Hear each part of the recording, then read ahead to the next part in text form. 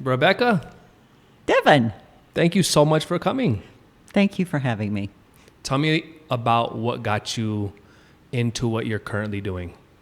Wow, what I'm currently doing, well, it's evolved over about 30 years. Been following a calling, what I call a calling, from my heart. Started out as a licensed therapist, still am a licensed therapist. But as I began to work with people, a lot of couples, what began to come forward was feeling like, people need tools. We need tools to be able to move out of our habitual reactions, our emotional, mental patterns, our conditioning, our story. And so I began really looking at what really works as far as being able to not only heal, but clear. I'm a big person about clearing.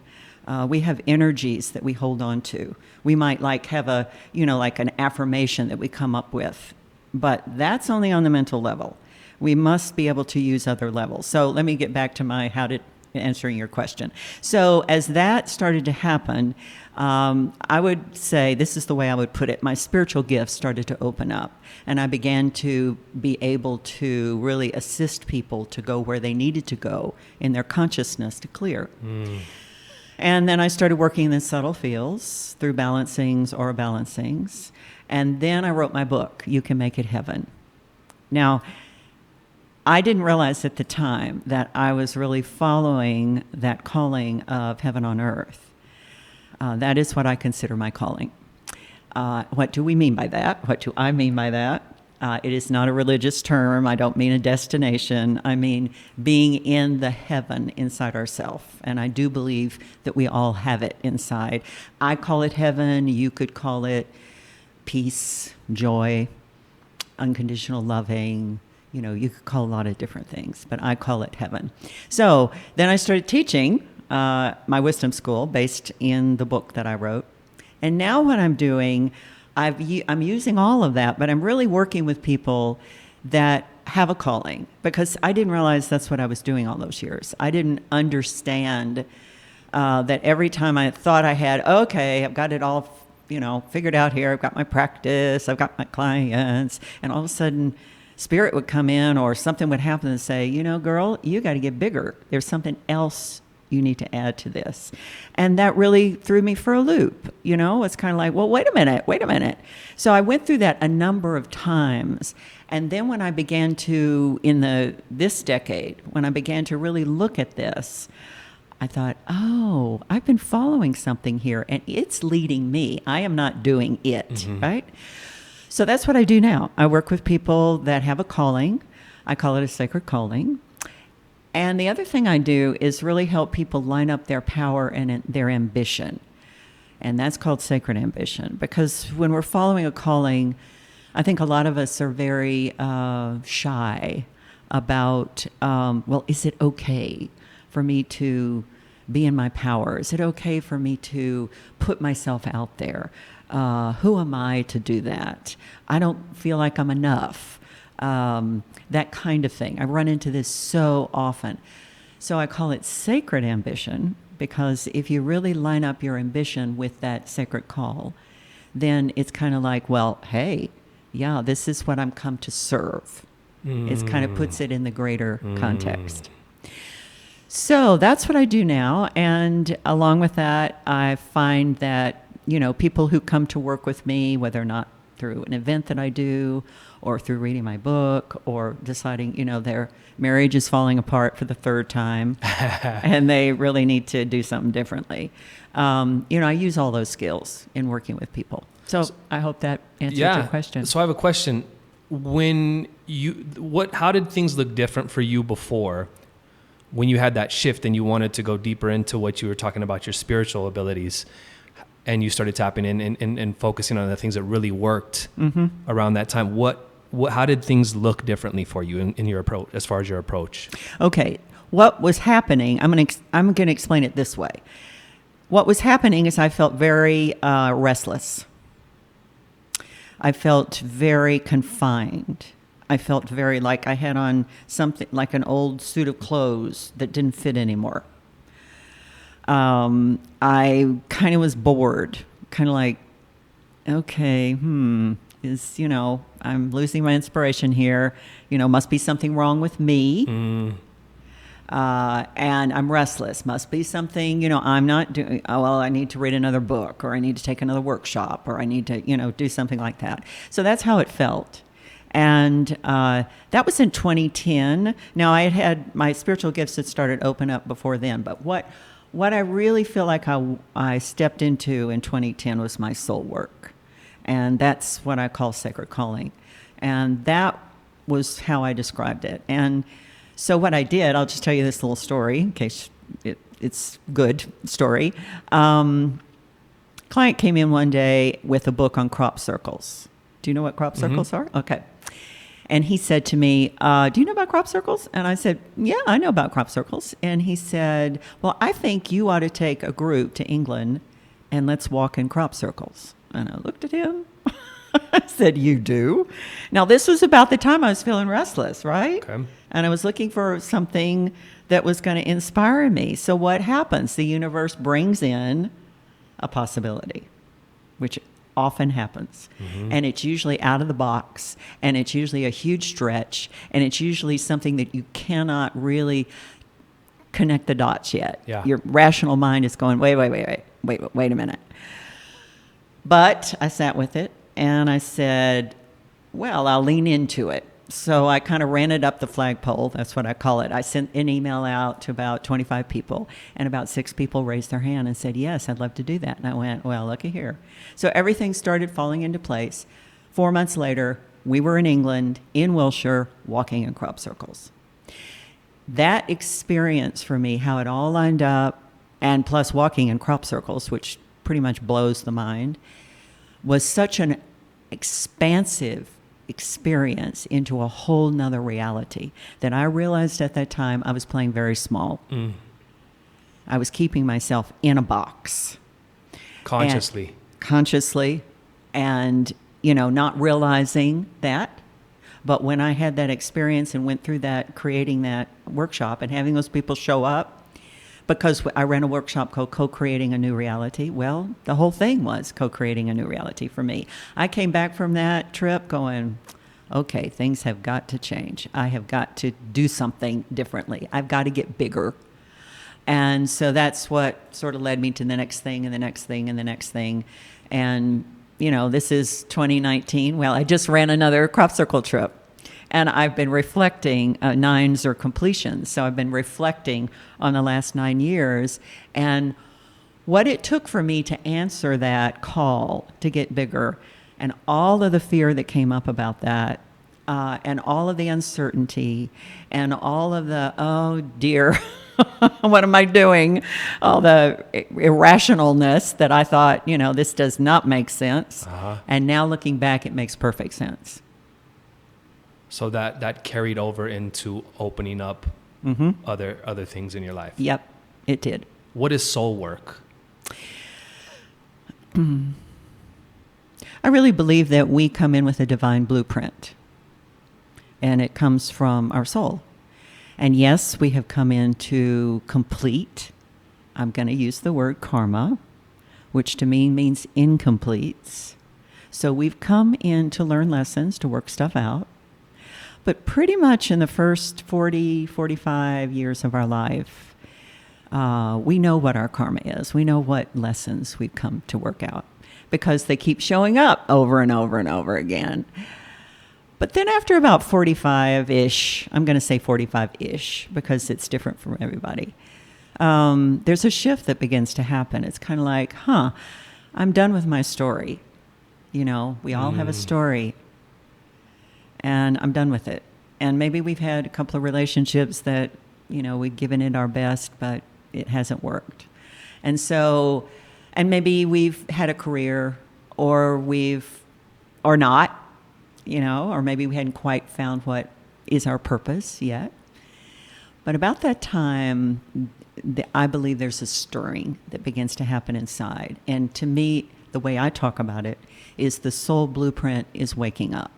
It's saying, okay, this is what you came here to do. Now, you've done a lot of completion, a lot of lesson learnings, so let's now get on your true purpose. You could call it your true north. You could call it your true purpose. I call it your soul work.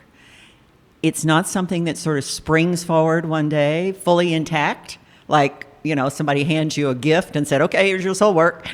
It's something that begins to emerge, but it's really important at that time to go, something else is calling to me. Yes. And I have to spend the time to go inward, because that is the journey. It's really inside to find it. I hope that answered your question. Yeah. So when we start feeling that pull, most of us reach for distraction. Yes. Yes, we do. Yes, we do. And the world's full of them. And the world's just waiting to distract us. And that's okay, because usually what happens is we'll get distracted, and then 6 months, 6 years later, we'll go, wait a minute. This is not working. This is not what I'm really wanting. One of the things I teach and also work with clients is, what do you truly want? And that's a question that I support people to ask over and over and over again. Because what we think we want today or in the next 6 months, we might get it. And then we go, oh, that wasn't really it. What do you truly want? And that's a kind of a doorway into that soul place. I like that. And quite honestly, Devon, what we truly want is not in this world. Is what? It's not in this world. Tell me more about that. What we truly want is connection to the divine. Whatever you call that. And it doesn't matter to me what word you put on that or what source you source for that. That's what we truly want. I agree completely. So all of the trappings of the world certainly can keep us occupied or entertained, but that's what I believe we truly want. And I also want to say, I think it is a huge gift and blessing when someone gets to that point in their life and can really answer that question for themselves. Of what they really want? Yeah. Because there's so other, like you said, distractions, things that in the meantime, most people are wrapped up in.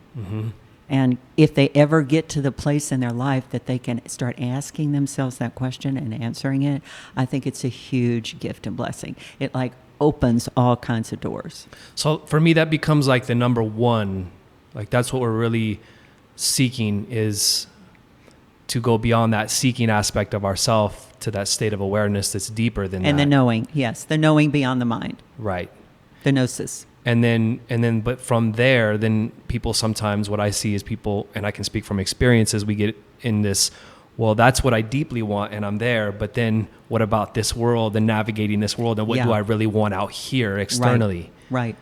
That can get kind of confusing sometimes. And I really like what you brought in about repetitively asking that question, what do I want? Yeah, it is. And the world is a master at it. And I've had, I'm in my 60s now. And I say that very freely because I have walked through a lot of the distractions, and I've had a lot of life experiences. And they've taught me a lot.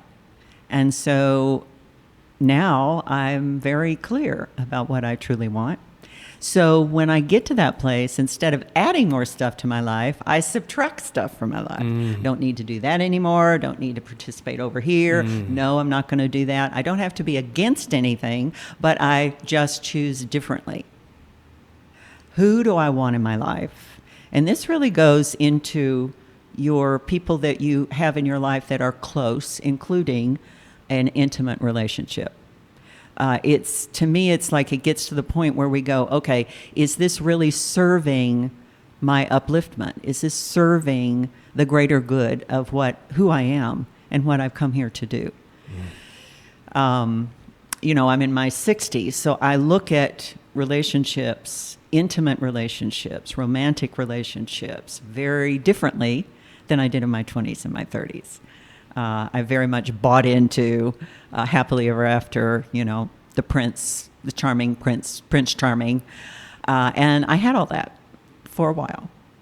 But the things about illusions is they will eventually crumble.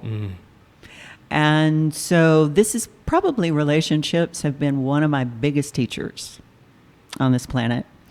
And what it's taught me, Devon, is about what loving truly is. Again, in my early years, and of course this is perpetuated by all the movies and the media out there, loving has to do with the other. I'm in love with the other. I feel love when the other is around, right? And if that other leaves, I'm empty, I'm lost. What happened to that feeling? It's all about the other. Yeah, you're shaking your head. You understand? Yeah, that's what we're modeled. And of course, that's not what loving is at all. So the heartache, the heartbreak, the divorces led me to a path of, okay, I want to find out what loving is. I am tired of this. And I want to, is there anything else? Is this what I'm going to continue to do? And no, I found out what loving really was and is. And from there, I began to foster and feed and nurture and nourish what loving truly is inside myself. And I believe it's a process because we're not role modeled self-loving, self-compassion, self-forgiveness, self-acceptance. We're not role modeled that. Loyalty to the self. We're not, that's not role modeled for us. Our loyalty lies out here to family, to children, to spouse, to friends, to society, to community, to whatever. Loyalty begins right here.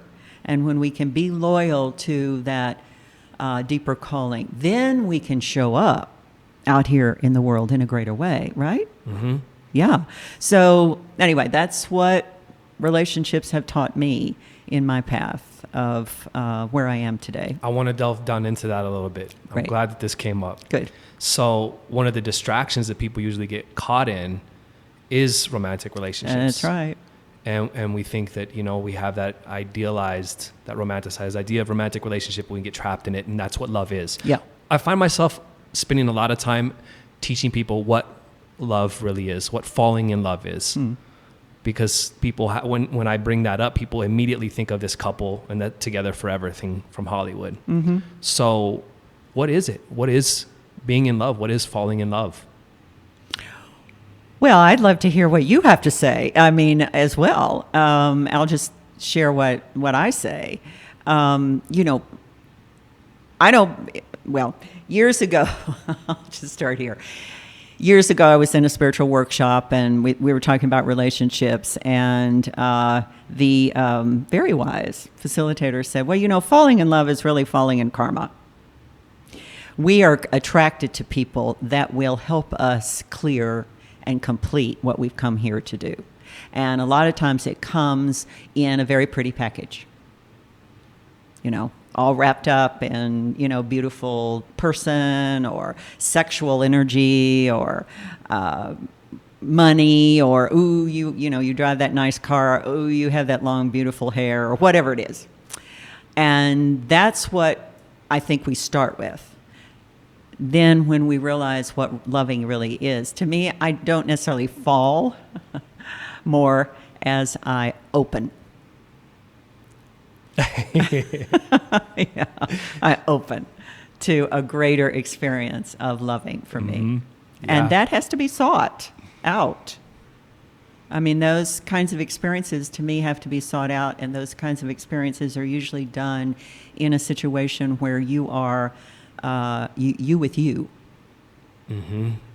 And it can be found in a romantic relationship if both people are willing to go to that level. Yes. But it's a very scary level to go to because it reveals so much. It's not a, wasn't that fun? Most of the time it's, whoa, let me take a deep breath in. Let me really find the courage to be with and reveal myself to myself and other. It's very much intimacy. And that's what I believe intimacy is. That's real intimacy. Yeah. Yeah. Yeah. So it can be done in a romantic relationship, in a partnership, and, whatever you want to call it, between male, female, male, whatever. But it's scary work. For me, there's no other way. Lovely. So tell me about how did you get so wise and come to this place in your life? Tell me a little bit about you. I always sought deep intimacy, and it wasn't present. And I didn't know what intimacy even was, but there was, like you talk about, a deep calling. I was trying to meet a deep space within myself and reach that with another being, and it wasn't being met. And so it led to a lot of confusion and pain and suffering and isolation. And one day I said, that's enough. I'm not going to enter another romantic relationship, get involved with anyone on any level until I find out what the hell's going on here, what this calling is. And so I spent 7 years celibate, searching for and researching and trying to understand myself more, remove blockages from myself, and trying to understand what this thing called love is. Yeah. That was what really started this whole path. Beautiful. But I never, it always didn't, it really heavily sat with me in an unsettled way. Even when I was young, real young, 11, 12 years old, this lack of real intimacy, it didn't sit well with me. But love, going back to love, I'm so glad you brought this up, because love is really just opening. It's our hearts opening within ourselves. And when we, expanding on what you said earlier, when we go from being in love, the ultimate goal of love is to go from being in love with someone to being in love. We drop the with. Yeah. And we embody that state of love. Right. That's the ultimate goal of that. It is. It is. And it's really what this whole game of life is all about. And again, one of my spiritual teachers said, most people are playing the game of life, and really what it is the game of love. And that's what life is all about. It's about the loving. It's not about anything else.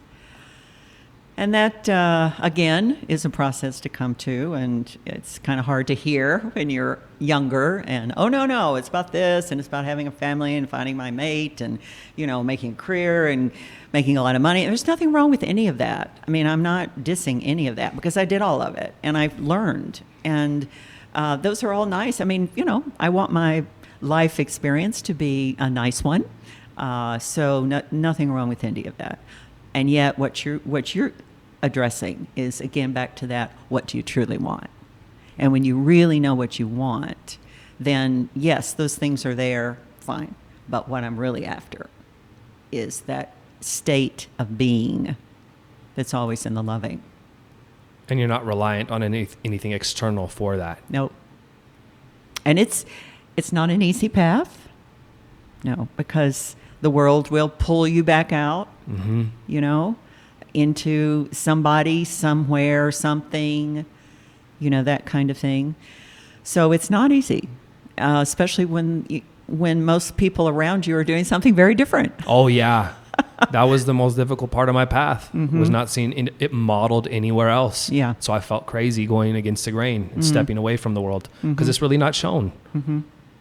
Yes, no, it's not. And one of the places I found it, and perhaps you found it there too, I don't know, but one of the places I found it is being around really what we would call enlightened spiritual beings, because they embody it. And when you're around someone who embodies it, there's a radiance that happens from that. And then you go, oh, okay, I get this. I'm a person, most people are, that, we have to see it. We see it, we experience it, and then we know it. Before, it's just a concept. Right. We hear all the time, love yourself. Well, what does that mean? I remember the first time, I had a client. It was a guy actually. He came in and sat down. He said, okay, I've heard love yourself forever. What does that mean? And I kind of looked at him and I went, what a great question. What a great question. yeah, what does that really mean to love yourself? And that, again, is a process, a journey. What have you found as some of the most effective techniques for going within? Well, it depends for me on why I'm going in. Now, if I want to just sit down and, not just, but if I want to sit down and be with the divine source connection to, I use meditation, and I use a particular form of meditation to do that. And that's one thing of going within. But there are other ways and reasons to go within, and one of them is the heart. If I'm in some kind of disturbance, if I'm in some kind of challenge for me, upset, hurt feelings, disappointment, then going within for me means that I use the tools that I teach to allow me to move beyond the hurt or the disappointment, and not like do what is commonly called a spiritual bypass, but really going to the hurt, being with the hurt, and bringing forward the tools. And I can talk about them very easily. The first thing I start with is self-acceptance. I have to accept that I'm in a place of hurt. I have to accept that I'm in fear. I have to accept that, and a lot of times we're not. We're in denial. Oh, sure. Yeah, we don't want to say, oh yeah, my feelings are really hurt here. Mm-hmm. We want to be pissed off, right? Because anger is a mask for hurt. Yep. So first I have to be very honest with myself. I have to say, okay, my feelings are hurt. And I accept that my feelings are hurt. You don't condone them, you don't wallow in them, but it's just, you have to say, okay, this is what is. And what acceptance does is I stop judging. Because a lot of times when we've got strong feelings going on, we're in judgment. We're in judgment of ourselves. We're in judgment of the other. We want someone to blame. We want someone to fix it. And all of that are distractions. So if we just go straight to, okay, this is what's going on for me. I'm going to accept this. Then the next thing I do is I bring forward my compassion for myself. Now, this is probably one of the tools that I teach that's most needed to be taught, because we are not role model compassion at all. Yeah. And so I have a particular way that I teach people to create compassion for themselves. And it is an eye-opener for pretty much everyone. I know it was an eye-opener for me when I realized, whoa, I had no idea. Because we have such a taskmaster inside, such a part of ourselves that runs so many standards and shoulds and oughts and, no, that's not okay. What are people going to think? Where we're judging ourselves or we're comparing ourselves or whatever. And all of that is harshness. It's not compassion at all. So after I accept, then I bring forward my compassion. And it's like I want to be compassionate with the part that's hurting. And again, this goes against society big time, because most people, you don't want to reveal that you're hurting. You don't want to reveal that you're afraid. These are things that you keep hidden, because of how we're taught that you have to protect yourself, self-protection. Mm-hmm. And so it's a deal to begin to have compassion for that place that hurts. A lot of people think that's weakness, or that shows that, somebody's going to have the upper hand. They're going to find out. I think this is rampant. And I want to say, yes. I want to say that it's very rampant, and I want to say it for men especially. Mm-hmm. Would you agree? Absolutely. Yeah. Then after that, we want to say, okay, what am I judging? Because usually when we're in fear, hurt, disappointment, we're judging something. It's usually ourself, but it could also be the other, and that's when we want to bring in self-forgiveness and begin to forgive ourselves for the judgment, not for the feelings. Nothing wrong with the feelings, but for the judging the feelings, and also the beliefs, because we have limiting beliefs here. I shouldn't be feeling this. Mm-hmm. I'm going to be weak. this means that I've done something wrong. This means I'm not enough. See, all those are beliefs. So we want to forgive the beliefs and the judgments. And then after that... Well, so on that, is there a dialogue that you use? Mm-hmm. Yeah, I just use self-forgiveness statements. I forgive myself for judging my feelings as bad and wrong. I forgive myself for believing that if I'm feeling this, that means I'm not enough. And it's a stream of consciousness. You know, it's not a rote kind of thing. It's just I just go inside, close my eyes, and go, okay, what's there to forgive? And I also clear myself with my breath. One of the things that remember I talked at the beginning about clearing. One of the things we want to do is these thought forms hang out in our energy fields around us. So to clear them, we must use the breath. The breath gives that pause in our consciousness to say, oh yeah, I'm releasing this. And we can feel it leave. You know, it's like all of a sudden, sometimes for me, it feels like like there's a cloud or cotton all around me or a cobweb or something like that, and I start clearing, and it's like the cobweb starts to pull away, and you just go, whoa. You feel, wow, this feels differently. My eyesight clears up. My energy gets uplifted, whatever. You know, I find a lot of people that when they get to that place, they bring it right back in because they're so attached to that. They're so comfortable with that. Excellent point. So then we go into forgiving ourselves for being attached to that. Excellent point. Yes, excellent point. Yeah, freedom is very scary. Freedom is really scary because most people don't walk around free. Uh-huh. And when you get around someone who's free, it's like, whoa. Yeah. What is this? Right. What is this? Uh-huh. And yes, we pull things back to us because if I'm free and I go back into my relationship or I go back into my friendships or I go back into the workplace, what are people going to think? You know, am I going to fit in? And am I going to still belong? Will I be rejected? This is a core fear of most people. But what we don't realize in that process, in that moment, is we belong to ourself. And that is the greatest belonging. That is home. And I don't know about you, but I've tried to find a home everywhere out here I could, you know, and it's just not out here. It really isn't. Even though I live in a home and I have family and kids and grandkids and a husband and all that sort of thing, home is inside.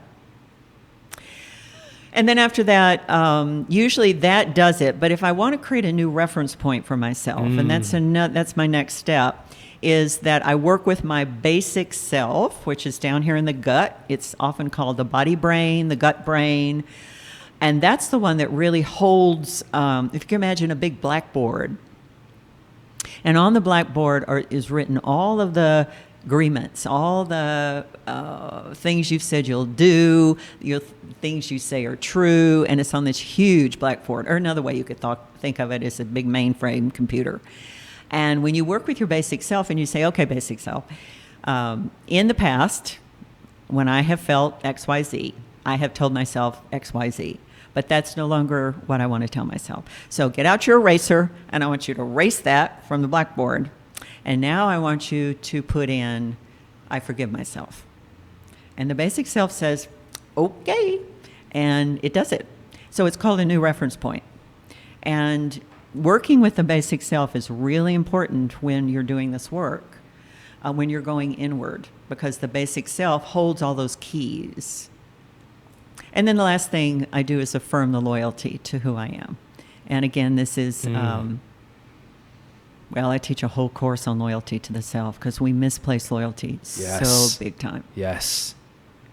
And we feel like we're, okay, I'm centered, I'm on my track. And then I'm going to just talk about me. We get around our family of origin, and all of a sudden I'm like going, why am I acting like this? I feel like I'm acting like a 15-year-old, It's like, what happened? So there are triggers in our life that just pull us right back in to, okay, I have been pulled off, and that's okay.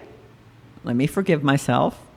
See, the thing about this, Devon, that I want to really, really, really stress is it is not about doing it perfectly. It is about forgiving ourselves and creating that ocean of love and mercy over and over and over.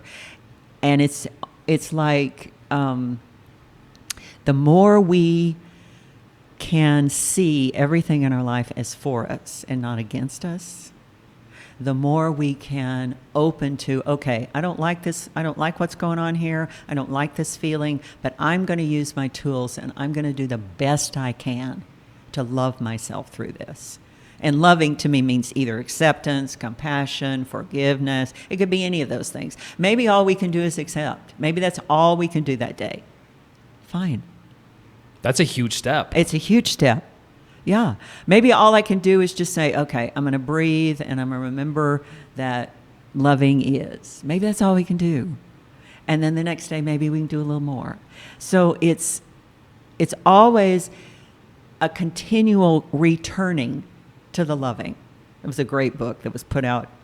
Well, this is, back when I started to really open up to this in my 30s, called Return to Love. And that was what it was all about. Let's just return back to the loving, however you get there, however you do that. Was that Marianne Williamson? Yeah. Yeah. Yeah, it's an oldie but goodie. Yeah. Mm-hmm. Yeah. The acceptance part can be really confusing to people because what typically comes up, what I see is they think that if they accept, then they won't be able to move forward or deal with the issue. Yeah. So tell me a little bit about what acceptance in this form really is. Yeah, what acceptance is accepting what is. I accept that I'm sitting here. I accept that light's on. I accept that light's off. That's it. It's just neutral. I don't buy into it. I just accept it. I like that. When we buy into it, we judge it. I like that. Or we create a perception about it. It's just neutral. These are so important because we've all seen these show up in romantic relationships when they're off, even the acceptance part. Super important to get these. Relationship begins with oneself. Yeah, it does. And I'm, like everyone else, I'm in a relationship. I'm in many relationships, not only with a spouse, but with myself, with my children, with my grandchildren. Anytime there's something that's going on, it's like stepping back. I always have to say to myself, okay, Rebecca, step back and accept. You just took a nice deep breath in. Yeah. That's usually what happens. When we step back and I say, okay, accept, step back. That's the trigger for me. That's like the internal trigger, which is something I've developed over many years. People do it all kinds of ways. Okay. Sometimes people have to say, I'm going to go take a walk. Yeah. I'm going to take a walk. I'll be back in 15 minutes. And that's good too. Get out of the environment. Move your body. Start, running that new dialogue and that self-talk inside yourself. Okay, I'm accepting this. I don't like it. I know. I'm accepting I don't like it. I wish she was different. I accept that I wish she were different. Yes. I feel like I'm being, manipulated. I accept that I feel like I'm being manipulated. You just run the acceptance. So it begins to calm and get into neutrality, like a neutral place. Okay, now what's my next step? I love that because if we're doing that, if we're not accepting, we're in a sympathetic nervous state and everything's just blocked off, our digestive system, everything. Can't think clearly. No, not at all. And that's a really good point too, Devon, is that cloudiness that comes in, that overwhelm. A lot of times feelings come in like tsunamis, right? And they just wash in and we're just like, I can't think. That used to be me big time. And that's why these tools were so important for me, because I could have something, I could grab something and go, okay, Rebecca, breathe. What are you accepting? What are you accepting? What are you accepting? And that would begin to calm the tsunami, and I could then move into more of a state of, okay, I know what I need to do here. I'm going to do it. That's the other thing. We know what we need to do, and a lot of times we don't do it. Yeah. You found that? Every day. I know. It's like, I know I should be doing something different, and I'm not doing it. And that's okay too. That's okay too. Absolutely. Absolutely. I'm pissed off, and I'm going to stay pissed off. Fine. Stay pissed off. And that's the other thing. Maybe we want to touch in a little bit. It's like partners, relationships, spouses, significant others, whatever you want to say. We get into patterns. So, like, for instance, if my husband does something that pisses me off, he wants me to react in a certain way. And if I choose not to react that way, then he goes into reaction. Mm-hmm. So it's really important to know that one person in a relationship can affect change in a relationship, but it's a lot easier when it's two. Yeah. A lot of times people, they'll come into counseling and, well, just recently a man, his third marriage, it's on the rocks, and he goes, I need to do it differently. I've got to learn something new. I don't want to lose this marriage. And I go, oh, good. I'm really glad you know that it is about inside. But really, hopefully, after we have several sessions, I hope you bring your wife in, if she's willing, because that's really where the change is really going to happen. It really takes two. Now, I do know situations where one person has just said, well, I'm going to just work on myself and let them be whatever they want to be. And that can work as long as whatever they are being is not destructive. Right. And also if that person can accept that, Yeah. that relationship, the one that is doing the work, is this is all it's going to be. That's right. And the only thing I say to that is, as long as it's not destructive. If it gets into hurting you or them, it's not okay. I agree. It's not ever okay. So that's the only time that I draw a line with people and say, I'm not going to agree with you. However, I have known people that said, this is what the relationship is. This is her. This is him, whatever. And I'm going to be my loving self. Mm-hmm. I go, good for you. Wow. Great lesson. But when we bring it into partnership, one of the biggest things that I find myself teaching people or bringing to people's awareness is to look for someone else who's willing to take accountability, take responsibility for their internal world. That's the first step. Yeah. Like when we're triggered, when anything comes up conflict-wise, let me step back and let me look within. When both people do that, that really expedites the process of healing, of growth, of intimacy. Yeah. Let's talk about when two people meet for the first time. Let's say we've met online or something, we've set up a coffee date, or, a friend introduced us on a blind date or whatever. A lot of people really, like the package. So it's kind of like, ooh, I like this package. Let's see each other again. And about after the third time, now I'm going to talk from my experience, and I want you to talk from your experience. It's kind of like they want to, let's move in together. It's like, let's rush into this. That's what I'm getting to. Yep. And I understand that. I can remember back in the day when I did various things there similarly. Now I just go, no. We want to take this very slow. Very slow. We need to have some experiences here that really show, how does this person react? Yep.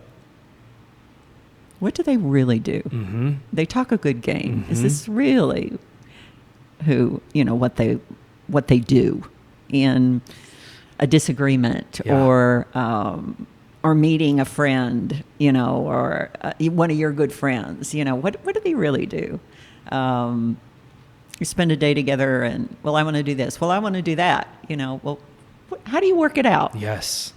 What happens the first time you're in a mixed company and maybe one gets jealous? Mm-hmm. How do they work that out? Mm-hmm.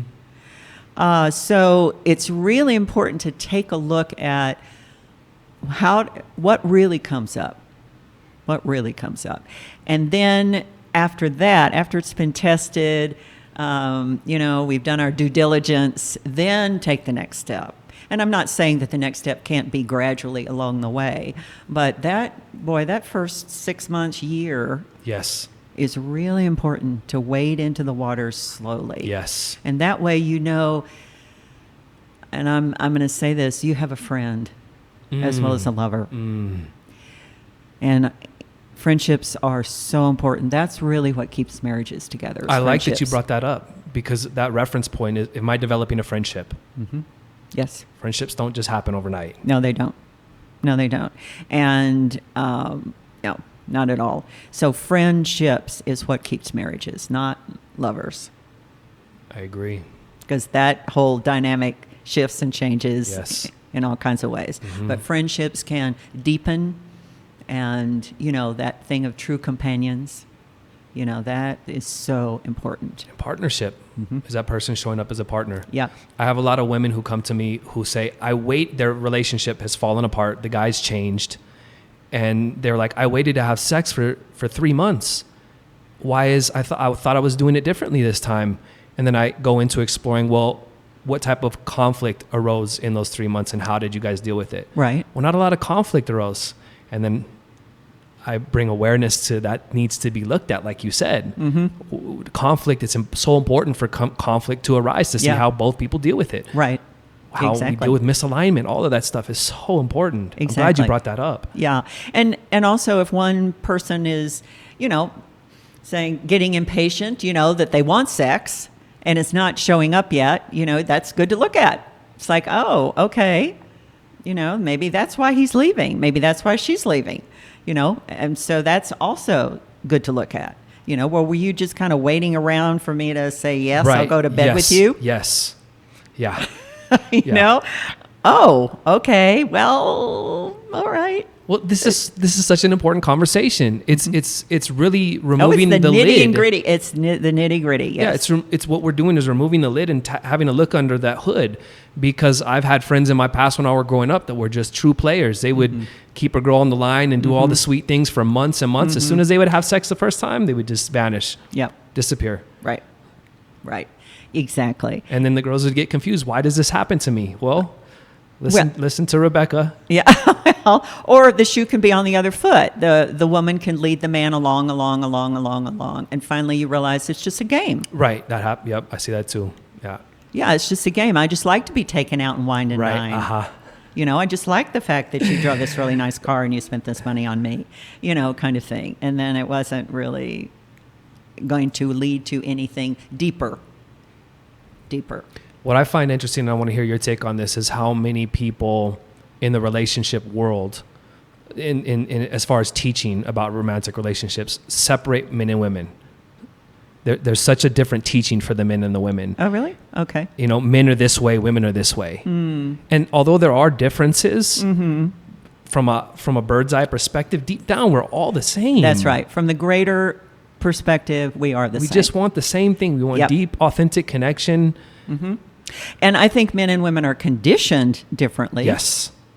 So I think that's true. Right. But to me, intimacy and true love is beyond the conditioning. Yes. So both men have to go through their process, and women have to go through their process to drop their conditioning, and he has to drop his. But that's what it's about. And that is a process.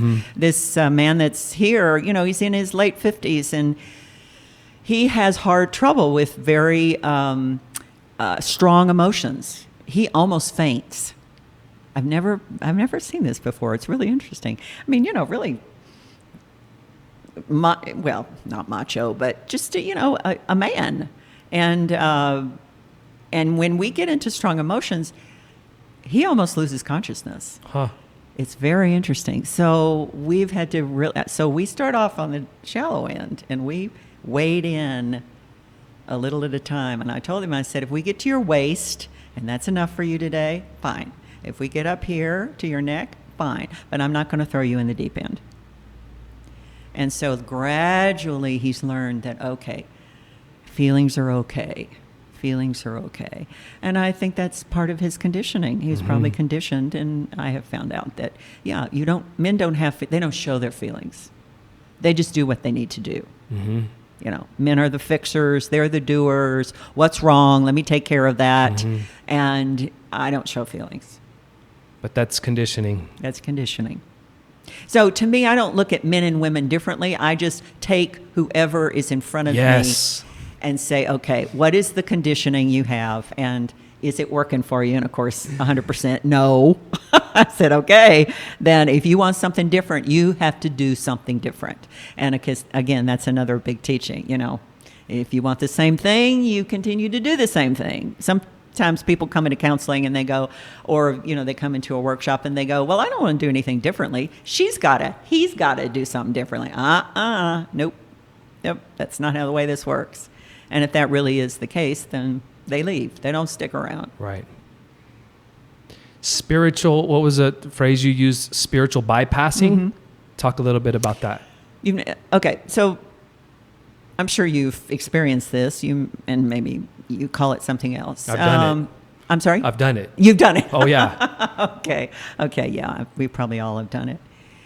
Being on a spiritual path or saying, you know, this is what I want in my life, can be, the ego can co-opt it, just like the ego can co-opt anything. And the way that I experience it and the way I see it demonstrated a lot, it's like, oh, well, no. I have this handled. I know how to work with this inside myself. I'm not upset. I know this is your issue. I know that, you know, you need to deal with that. And in the meantime, I will hold for you. Now, I'm mocking this, right? I'm being sarcastic. I'm trying to dramatize something here. But it's usually a place inside of us where our ego has really, we're playing a role. And the ego is in the role of, I'm a spiritual person. I've done all this work on myself. I know what's going on. I know how to deal with this. You know, you're the issue. You go deal, you know, that kind of thing. That's called a spiritual bypass. Rather than sitting there and going, okay, if you're in my reality and you're upset, I need to go inside and go, okay, what part of me are you mirroring? There must be some part of me that's upset. So I need to be honest about that and go, okay, I'm not in touch with that right now, but I'm just going to sit here and I'm going to hold for myself and for you until I get in touch with what it is you're mirroring about me. You know, people mirror us, right? Mm-hmm. And if we think that, oh, it's all you, that's your issue, you know, it's like, no, it's something's inside of me as well. And I'm just going to, when I get in touch with it, I'm just going to have a lot of compassion for it. And I'm going to have a compassion for you and not try to be the person over here that has her ego all wrapped up in the role of who she is. And, you know, well, I'm the spiritual blah, blah, blah here. So that's what I mean by spiritual bypass. I don't know if that's your experience, but that's what I mean. I've experienced spiritual bypass a lot of the times in meditation or accessing that meditative state, that pure awareness state within, and then thinking that, well, I don't need to integrate all of this dark stuff this nasty stuff that feels, I'm just going to avoid that, bypass it, and just go to this deep state of awareness. And then I come out of that because I keep getting triggered by all of this junk out here. Yeah. Oh, that's a great example of another whole part of this. Yes, not wanting to look at our darkness, our dark side. There is as much light in the darkness as there is darkness in the light. And it's really important we know this. This is not black and white. My favorite image in the entire world is the symbol. Yin yang. Yeah. Mm-hmm. Yeah. And that's another big awakening. You know, when you realize, oh, interesting. Mm-hmm. I go into the darkness to find the light. Yes. And when I'm in the light, I might be in darkness. Oh. Yeah. My spiritual teacher calls it eternal vigilance. We have to be eternally vigilant and discerning about what's really going on. And our ego can co-opt it and just go, oh, well, you don't need to meditate today, or you don't need to do your practice, or you don't need to whatever, you're fine. You know, you're fine. You've been doing this how many years? You're fine. Watch out. Mm-hmm. And I'm saying that right out of my direct experience, so I know this one. The shadow has been such a transformative space for me. And it is. It has a lot of gifts and treasures. The shadow holds, for me, the forgotten and abandoned parts of myself that Yes. I relegated to the darkness years ago. And I'm also going to say this, and in other lifetimes. Mm-hmm. So going in the darkness is where they are. Mm-hmm. They're not like rubies or diamonds or emeralds strewn upon the path of enlightenment. Where, oh, looky here, I picked it up. Isn't that nice? I just found a ruby. No, you got to go deep. You got to go in the cave. And that's part of the integration process. Yes, it So is. a lot of times people feel this, there's a lot of people who feel that they're approaching life from a very conscious space. Uh-huh. And especially in the world of food. And they think that food? Yeah, they think that killing animals is wrong. Ah. And there's an aspect of that that's life denying, not life affirming, because life and death, it's integrated into the lowest form of bacteria on this planet. That's right. But we feel like it's a more harmonious place to not kill, Mm-hmm. to not participate in that in any kind of way. But that can be a lack of integration, Mm-hmm. a lack of integrating the shadow. Mm-hmm. Yeah, absolutely. I love in indigenous cultures how it's, really integrated. There's no separation in the process of life. And we get into Western culture and we have these funerals and no one really wants to talk about it. Mm-hmm. And we bury our dead pump with chemicals so they won't ever go back to the earth and separate them in a concrete box. It's so strange. It is strange, You can isn't see it? the manifestation of the lack of integration internally, collectively. Yes. Oh, yeah, we can see it rampant on the planet, all over the place. And I think right now the blinders are off. We are really living in times where we just are horrified Yeah. by some of the things that are going on this planet, and to the people on the planet, and to the sentient beings, and to the forests, and all of that. So yes, and I agree with you. It is a lack of owning the shadow, we can put it that way, or really knowing that there is a whole life, death process that we're in. And that's okay, because what truly, or who truly we are, never dies. And I know that that's one of those platitudes that we might hear a lot, but it's true. I mean, who we truly are does not die. And yet this school called Earth is here to teach us some very valuable lessons. And it's also in my, this is going to be in my belief system, the place that we can springboard into the highest realms, because it's all here. It's all here. Anything you want to participate in is here. Mm-hmm. The lowest of the low Mm-hmm. and the highest of the high, Mm-hmm. or anything in between. Mm-hmm. And it's like, it's like the banquet table of life. What do you want to participate in? Mm-hmm. And I tend to work with people who have done this so many times, and I'm talking about lives, that by the time they get to this one, they go, I don't want to do this again. I've done a lot of that. I participated in all that. I know what that is.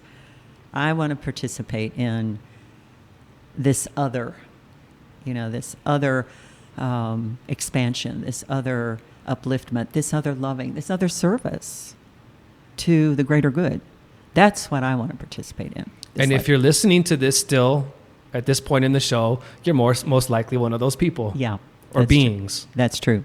Absolutely. And I would say, and if you're listening to this at this time in the show, please seek out, community, a teaching, a coach that can really guide you, because I have had guides. I have had mentors. Yes. Oh, yes. You can't do this by yourself. And a lot of people say, oh, well, I'll just do it my way. Oh, yeah? Okay. Well, guess what? You've been doing that for the last 1,000 years. How's that worked out for you? Right. It's we're so blinded to our blind spots. And we must have that reflection. We must have that mentor. We must have that coach that teacher that just reflects it back to us and says, oh, yeah? And, that is my calling when I work with people, and what I am honored and blessed to do. When I started my path, I reached out in the spiritual yellow pages and just I went to everyone and did everything that I could possibly do. Cool. Yeah. Cool. Very cool. And my guess is you probably landed on one or two that it's just like, this is who I want to study with, or this is who I want to be my guide, or whatever, because that's what happens. You start resonating. I did the same thing. When I moved to New Mexico 32 years ago, I just did all kinds of things. Well, let's go do this and let's go do that and let's check that out, and until I landed on, okay, this is the deep resonance I want. Mm-hmm. And even then, I still have taken pieces from those more core paths that I've taken. It's never been one. Yeah. Sure. It's been one for a while, but then I'll take pieces and from here and next? pieces from there. Yeah, and then what's next? What's next? Right. Yeah. And because you're revealing yourself to yourself. See, that's really what we're doing here. Yes. We're revealing ourselves to ourselves. So it's always like, okay, this has worked for a while, and now I want to do or participate in something different so I can reveal more of myself to myself. Because to me, going back to your first question that you asked me, the soul blueprint, what is soul work? Maybe that's one of the first question, but soul work, it's like, it's a path of self-fulfillment. And fulfilling ourselves is revealing ourselves. It's not the money. It's not the finding the perfect mate.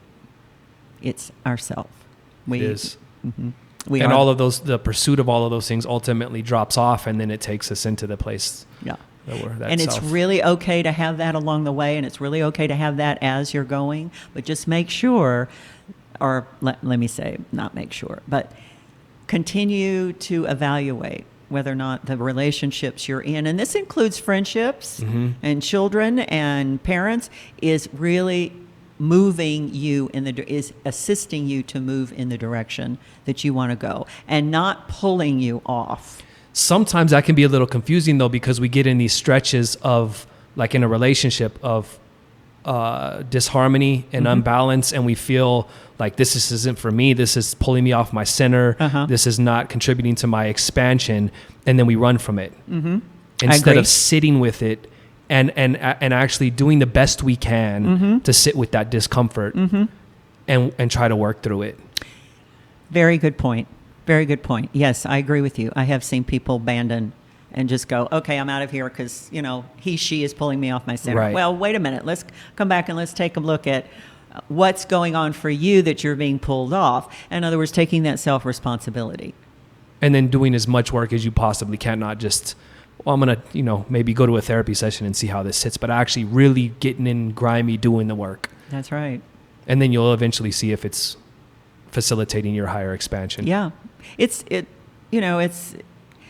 always reveals itself. You don't have to worry about anything. Yeah. Good. I'm glad you completed my sentence. You're right. You don't have to worry about anything. Excellent. The work that you're currently doing. Tell us a little bit about it. Okay. So what I like to do, or what I prefer to do, is with people, is if they seek me out and they're really wanting to bring forward your great work, your purpose. I like that word, your great work. Your purpose. And that could be in any form. That could be everything from just wanting to live your life in a certain way to, well, I want to write a book, or I want to start a coaching business, or I want to start some kind of social movement, or join a social movement, or I feel like I want to go serve people in another part of the world, or whatever it is. I say, okay, well, let's take a look at what you're really willing to face inside yourself. Because even though, yes, there are steps to take out here in the world, to check it out, to lean into it, the reason that we have not done our great work is because we're afraid. So we have to really be with the fear and take a look at, okay, what is holding me back? How am I playing small? How do I not stand in who I truly am? And so there's an inner process that goes along with taking the steps out into the world.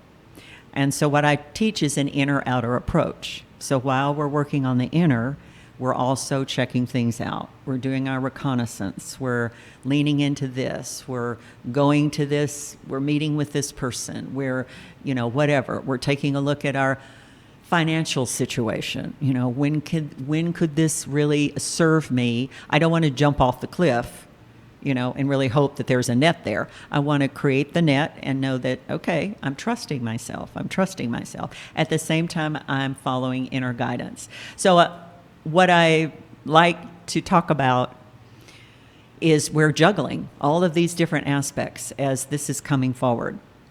And so it's not a cut and dry. I can't give you a formula and say, Devon, do this, then do that, do that.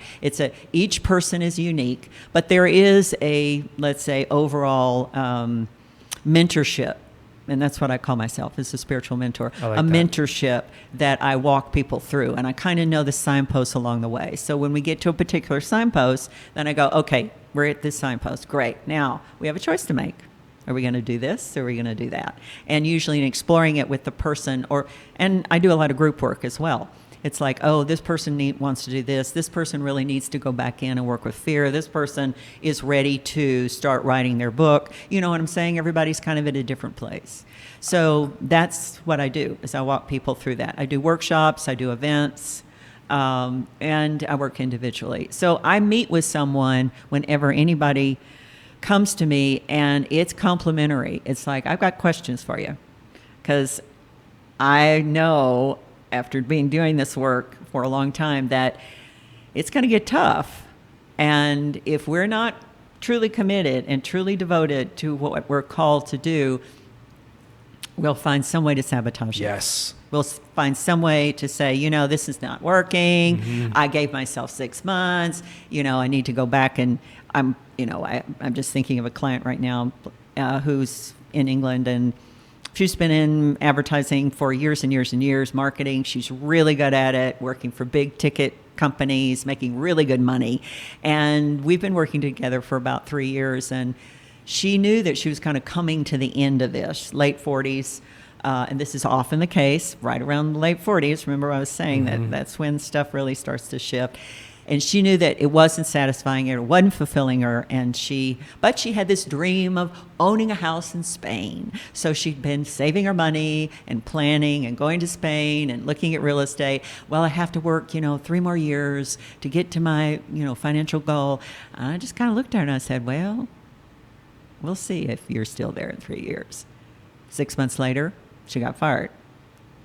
This is often the case when something is emerging inside ourselves, okay? So she wrote me an email and she said, you're right, I just got laid off. And I said, well, what are you going to do? She said, I think I'm going to go to, and she picked some beautiful place to go to for a month. I said, excellent, go. So like Bali or something, I don't remember where she went. But anyway, she went for a month, did yoga, ate great food, met people, just to really be in okay, things are changing. I don't know what's going next. And now we've started working again. So here she is. She knows what she wants to do. She knows her new, what she's passionate about. And she's getting calls because she's unemployed, right? So the word's been out. So these companies are calling her. Oh, you'd be great. Come back into doing it, coming right back into what she's been doing before. I go, okay, there's a choice to make here. What are you going to do? Well, can I do both? No. You get sucked back into that. If you want to go back into that, great. I will support you 100%. But you get sucked back into that, there's not going to be any time to do what you really want to do. So we looked at it. Do you financially have the financial resources to really give this a go for the next 6 to 9 months? Yes. You can always go back to the old. So it's those kinds of choice points that are risky. They're fearful. They're like, okay, I'm not really sure if this is going to work or not. But it's kind of like, well, find out. One of the things that I have found the most difficult is not the fear point, because I have an inability to feel fear. Oh. I really feel fear is a difficult one for me to even experience. Okay. But I have found the desert in the pursuit of the dreams really difficult. And I like what I heard Steve Jobs, a replay of a clip I saw of Steve Jobs yesterday, actually, when he was talking about anyone who's pursuing a large dream better really be pursuing their path, because at some point, any rational person will give up because it is such a long process. Yes. And most people will try something, they're calling for 3 months, and then it's not unfolding, and then they'll give up. 3 years. That's what I tell people. Give it 3 years.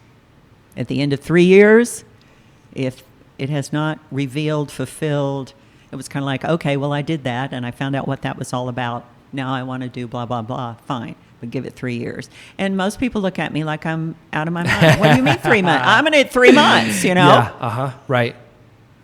But the desert, as you're talking about, is excellent to bring this up, because there are times where we feel like we're wandering around in the desert. That's been the most difficult aspect of life for me, is the desert. And yet, where did Jesus go? Into the desert. And to me, the desert was an analogy. Mm-hmm. It's really into that place of no distraction. It's into that raw, nakedness of who we are. And what did he face? He faced negativity. He faced his shadow. Question. Mm-hmm. Do you prefer writing or speaking? Speaking. Really? Yeah. Yeah. I like to speak it, and then I write it. In fact, my coach, when I was starting to write my book, said, what you need to do is get one of those recorders, Rebecca, and just every time an inspiration comes, you just click it on and just speak it. And then take it back and start writing from it. And I found that really works for me. And no, I prefer speaking. Writing is, you know. Have you ever written a book? Are you writing? I wrote a book. Yeah? I wrote a book. Yeah. I sent it out to a bunch of people to get some feedback. One of the people I sent it to was my aunt, who is a natural editor. Okay. And she told me it is not a book. So... What did she say it was? It's just... Well, first of all, she said less than 1% of people on this planet are going to read this or get it. It's just, you're shooting too far. There was a lot of sacred sexuality stuff in there, which is my specialty. And she's just like, people are not going to get this stuff. And if you want people to actually read it, you got to maybe throw bits of that in, but you need to cater to a larger audience. So I threw it away, started over. Wrote the book again, did the same thing, sent it out. It's not a book. And out of the 20 people I sent it to, only 2 people read it. And feedback from those 2 people was it's not ready. I couldn't really follow it. I'm not a natural writer. So the advice that was given to me is that I need to go take some writing classes. And my response was to throw that book away and start over again, because damn it, I was going to get it.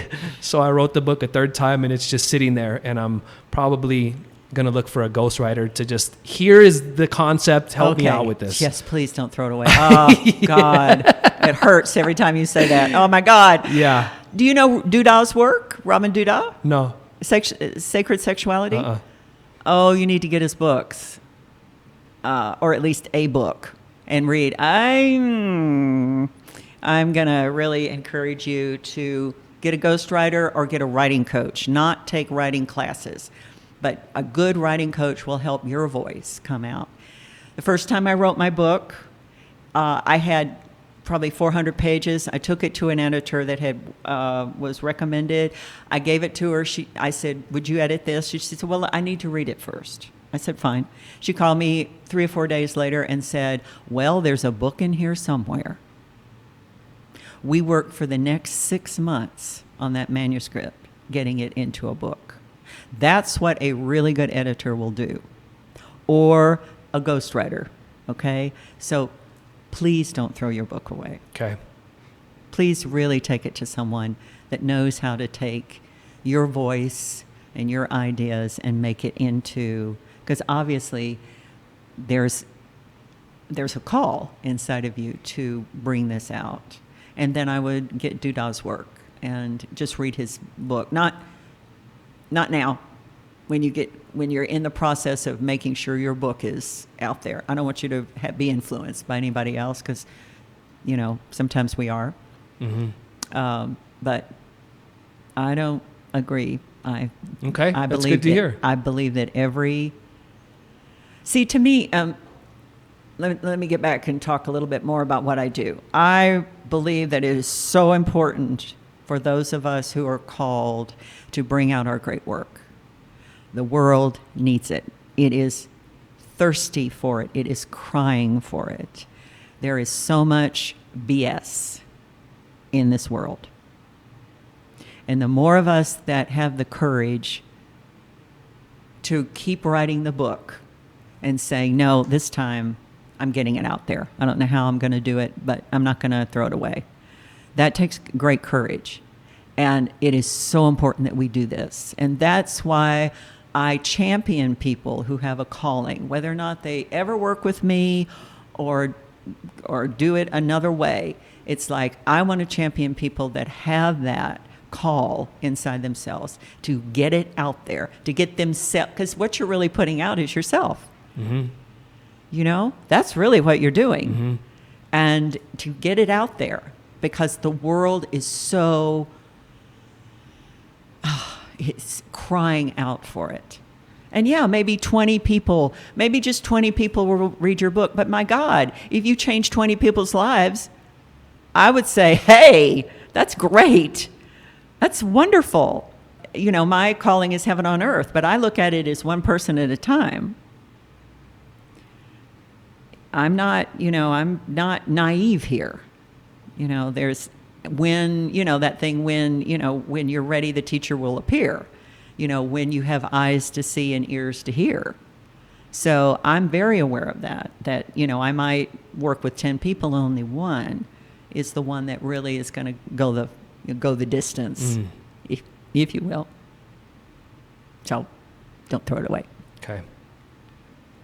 If people want to find you, where can they go?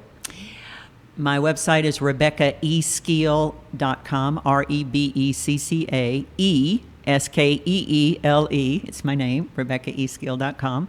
You can find me on Facebook. You can friend me on Facebook. Because I post a lot on Facebook. Facebook is kind of my go-to social media. I'm not a Twitter person. So Facebook is it. I post what I'm doing. I post my workshops. And I also post articles. But on my website, you've got a lot of blogs I've done. You've got videos that I've done. My membership site is called sacredwisdomteachings.com. And again, you can Google that. And that's really where I'm trying to support people to find me the most, because there you've got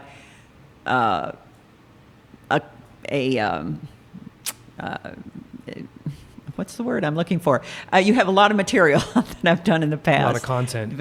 A lot of content. And also the membership site, you can join for free, or you can join as a paid member.